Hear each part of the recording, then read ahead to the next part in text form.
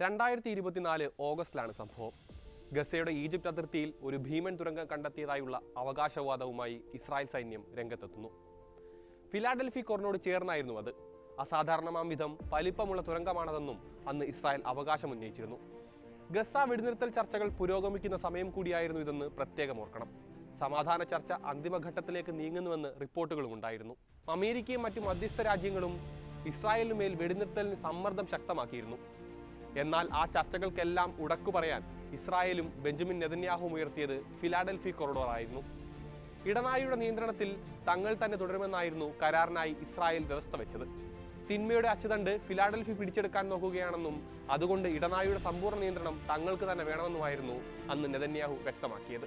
ഫിലാഡൽഫിയിൽ നിന്ന് പിന്മാറിയാൽ ഹമാസ് കൂടുതൽ ശക്തി സംഭരിച്ച് ഒക്ടോബർ 7 ആവർത്തിക്കുമെന്നും അന്ന് നെതന്യാഹു ആരോപിച്ചു.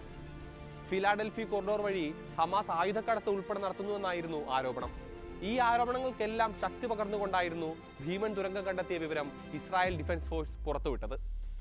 എന്നാൽ അന്ന് ആ തുരങ്കം ഇസ്രായേൽ ഡിഫൻസ് ഫോഴ്സിന്റെ വ്യാജ സൃഷ്ടിയായിരുന്നുവെന്നാണ് മുൻ പ്രതിരോധ മന്ത്രി ഇപ്പോൾ വെളിപ്പെടുത്തിയിരിക്കുന്നത്. ഒരു അഴുക്കുചാലിനെയാണ് ഭീമൻ തുരങ്കമെന്ന് പർവ്വതീകരിച്ച് പ്രചാരണം നടത്തിയതെന്നാണ് വെളിപ്പെടുത്തൽ. ആ സമയത്ത് ഇസ്രായേൽ പ്രതിരോധ മന്ത്രിയായിരുന്ന യോവ് ഗാലന്റ് ആണ് ആ തുറന്നുപറച്ചിൽ നടത്തിയിരിക്കുന്നത്. ഇസ്രായേൽ ബ്രോഡ്കാസ്റ്റ് കോർപ്പറേഷനായ ക്യാന് നൽകിയ അഭിമുഖത്തിലാണ് മുൻ മന്ത്രിയുടെ ഗുരുതരമായ വെളിപ്പെടുത്തലുകൾ.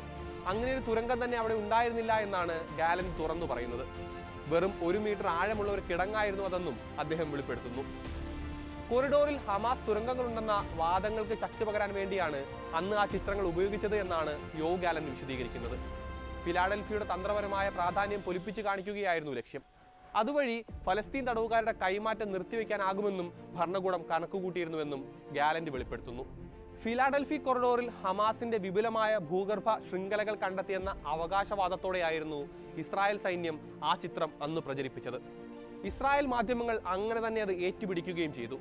3 നിലയൊക്കെയുള്ള വമ്പൻ തുരങ്കങ്ങളാണെല്ലാമെന്നും അന്ന് പ്രചാരണങ്ങളുണ്ടായിരുന്നു. എന്നാൽ കൃത്യമായ രാഷ്ട്രീയ ലക്ഷ്യങ്ങളോടെ നടത്തിയ ഒരു നീക്കമായിരുന്നു അതെന്നാണ് അന്ന് പ്രതിരോധത്തിന്റെ ചുമതല വഹിച്ച ഗാലന്റ് തന്നെ ഇപ്പോൾ വെളിപ്പെടുത്തിയിരിക്കുന്നത്. ഫിലാഡൽഫി ഇടനാഴി ഇസ്രായേലിന് വൻ സുരക്ഷാ ഭീഷണിയാണെന്ന് വരുത്തി തീർക്കണം. അതുവഴിയുള്ള ഹമാസിന്റെ ആയുധക്കടത്ത് തകർക്കാനാണെന്ന് പറഞ്ഞ് മേഖലയിൽ സൈനിക നടപടി ശക്തമാക്കണം. അങ്ങനെ വെടിനിർത്തൽ കരാർ പ്രതിസന്ധിയിലാക്കണം.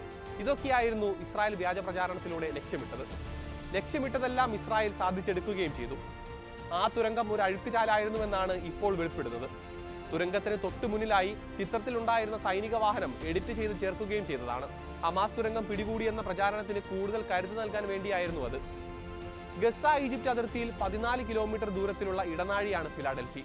ഗസയെ പുറം ലോകവുമായി ബന്ധിപ്പിക്കുന്ന പ്രധാന അതിർത്തിപ്പാതയായ റഫ ഉൾപ്പെടെ സ്ഥിതി ചെയ്യുന്നത് ഈ മേഖലയിലാണ്.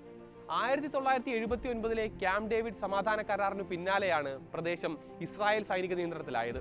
2005 ഇസ്രായേൽ പിന്മാറിയ ശേഷം ഡീമിലിറ്ററൈസ്ഡ് മേഖലയായിരുന്നു ഫിലാഡൽഫി.